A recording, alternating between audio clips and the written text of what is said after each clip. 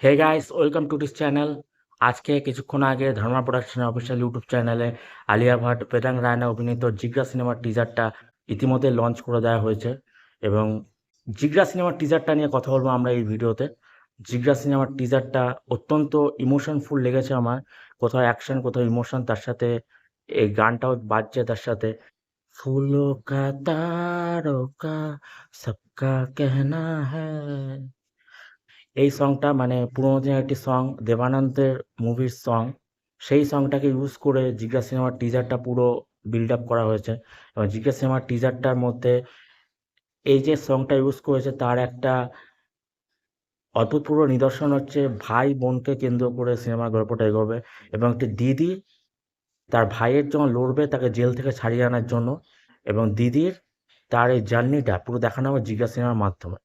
তো এই যে সংটা ইউজ করা হয়েছে, কোথাও বিট আপ, কোথাও বিট ড্রপ, এর মাধ্যমে কোথাও ইমোশনগুলোকে একটু বেশি, কোথাও অ্যাকশনগুলোকে একটু বেশি এভাবে করে ফুটিয়ে তুলেছে ডাইরেক্টর ভাসানবালা।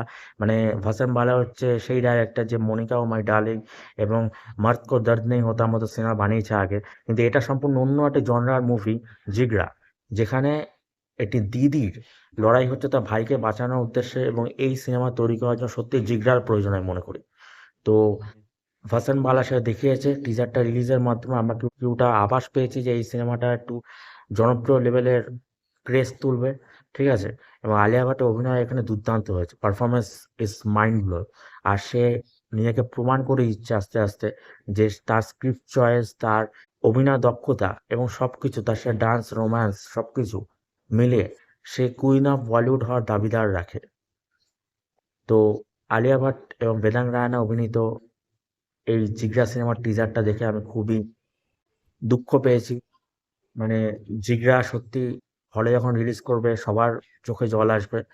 এবং জিগরা সিনেমাটা 11ই অক্টোবর রিলিজ করবে থিয়েটারে। আমি এই সিনেমাটা দেখার জন্য খুবই উচ্ছ্বসিত হয়ে আছি। জিগরা সিনেমার টিজারটা দেখে আমি খুবই আনন্দিত হয়েছি, খুবই ইমোশনফুল হয়েছে, খুবই কেঁদেছি। Thank you. আর please like, share and subscribe this channel for latest updates of Bollywood and Tollywood. Thank you.